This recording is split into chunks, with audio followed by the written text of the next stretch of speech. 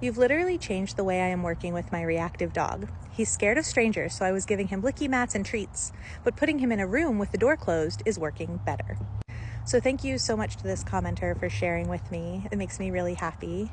And I want to use this as an opportunity to talk about the difference between management and behavior therapy, and when we know and how we know that we need to make an adjustment in our management or an adjustment in our training setup. So first, we're sort of tracking largely two sets of data: stress levels and emotions.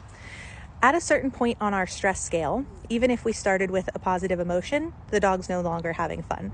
The sympathetic nervous system is more engaged than the parasympathetic. We're more in fight or flight. And so we want stress levels low. We want them in the green zone. That's where our dog's thinking brain is working most efficiently. They're best able to feel safe. They feel safe in their body by definition. And so they're able to be curious. They're able to learn. We also want the emotions to be positive. We want the dog to be happy. We want them to be relaxed. We want them to be curious. We want them to be pro-social. We don't want the dog to be nervous or frustrated or anxious or fearful. Management is a vital part of our work. You can do management only or management combined with behavior therapy, and most often we're going between the two. Sometimes you drop back to just management because life is busy or someone is sick or et cetera, et cetera.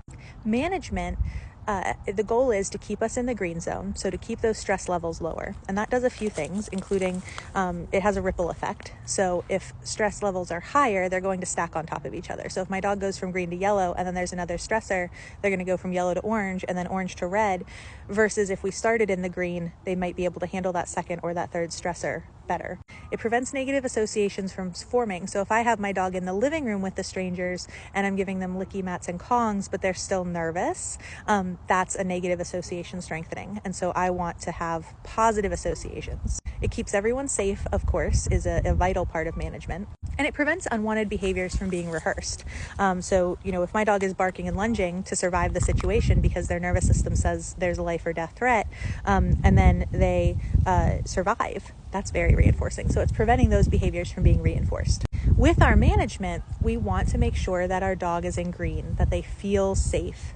And so it sounds like this commenter was able to go, in the living room with the licky mats and the treats, you still seem a bit nervous and your stress levels are a bit high. Let's adjust. Let's take more space, block some more of that access to the trigger. So we're taking more space, we're blocking the visuals. Maybe we're also adding in some sound blockers like green, pink, white, brown noise, a box fan, calming music. And then we're reevaluating and we're saying, how is that for you? Where are your stress levels and where is your emotion now? And there are a few ways that we can measure stress levels: body language, behavior, fine motor skills, what the digestive system is doing, the ability to process information. And we can rely heavily on body language and behavior to tell us something about emotion as well. And then when we're doing behavior therapy, so we're saying, okay, I'm going to intentionally expose you to the trigger at a level, at a distance, at an intensity that allows you to stay in that green zone and experience positive emotions. If we see in those scenarios that our dog is either too high on the stress scale or they're experiencing negative emotions like nervousness, anxiety, frustration, fear, we can again make that adjustment. And again, we're looking at body language, behavior, fine motor skills, ability to process information, the digestive system, all of these different pieces. And then we're making those adjustments. We're making the situation more challenging as the dog is successful, or we're making the situation less challenging if the dog is struggling. One of my jobs as the pet professional is to support my clients in learning how to make those judgment calls on their own. It's not a natural skill set that most are going to come in with. But when my clients can learn to do that more and more on their own, they need my support less and less because they know how to adapt these training sessions. They're able to do more as homework versus live in a session, and they're able to navigate their day-to-day. They're empowered to navigate their day-to-day more fluidly. And then everyone's stress levels are down. My clients feel empowered, the dogs feel empowered, everyone's agency is increased, everyone's confidence is up, stress levels are down, well-being is up. So it's a beautiful thing.